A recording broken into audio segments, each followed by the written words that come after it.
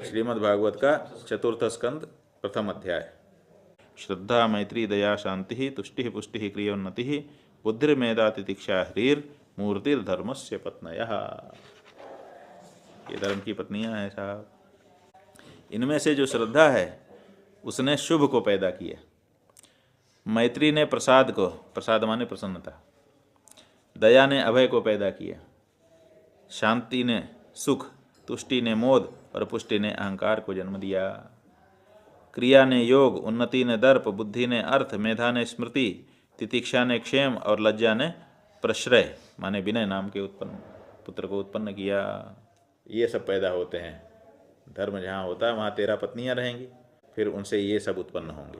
ये सब उत्पन्न हुआ तो जीवन सुखी हो जाएगा। अब धर्म को आश्रय नहीं ले रहा है, इसलिए ये सब पैदा ही नहीं हो रहा है। ये चक्कर है। अधर्म का वंश सुन लीजिए साहब। चतुर्थ स्कंद के 8वें अध्याय में अधर्म का वंश आ गया। अधर्म भी ब्रह्मा जी का ही पुत्र है, ब्रह्मा जी की पीठ से उत्पन्न हुआ है। धर्म हृदय से उत्पन्न हुआ है। यहाँ से अगर चुभवाएंगे तो यहाँ से धर्म, उधर निकलते तक अधर्म हो जाए। माने इधर हृदय में धर्म है, पीठ में अधर्म है। तो ये जो ब्रह्मा जी का पुत्र है, इसकी पत्नी का नाम है मृषा। झूठ, झूठ इसकी पत्नी है। अब देखिए कि धर्म के 13 पत्नियां हैं और अधर्म की एक ही पत्नी काफ़ी है। बस चला, एक ही पत्नी है मृषा। झूठ, झूठ से ही अधर्म शुरू होता है। अधर्म शुरू कहाँ से हुआ? झूठ से।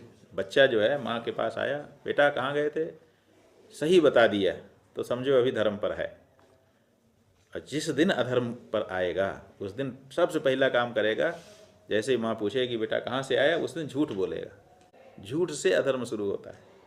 तो सबसे पहले झूठ, वहीं से अधर्म की शुरुआत। तो उसकी पत्नी का नाम है मृषा और उससे 2 पुत्र उत्पन्न हुए। नहीं, एक पुत्र और एक पुत्री, इनका ऐसे चलता है। तो दंभ नाम का पुत्र और माया नाम की कन्या उत्पन्न हुई। और फिर अधर्म के यहाँ तो ज़्यादा दूर जाने की जरूरत ही नहीं, आपस ही में विवाह हो जाता है। तो दंभ माया जो उत्पन्न हुए उनका आपस में विवाह हो जाता है और उनके भी 2 पुत्र हो जाते हैं। दंभ और माया से लोभ और निकृति माने शठता, इनका जन्म हो गया। फिर इन दोनों का विवाह हो गया, उनसे क्रोध और हिंसा उत्पन्न हुई, उन दोनों का भी विवाह हो जाता है। तो उससे कलह और दुरुक्ति, कलह माने झगड़ा और दुरुक्ति माने गाली, गाली गलौ जब झगड़ा, कौन सी धारा बनेगी? 294 उत्पन्न हो जाता है।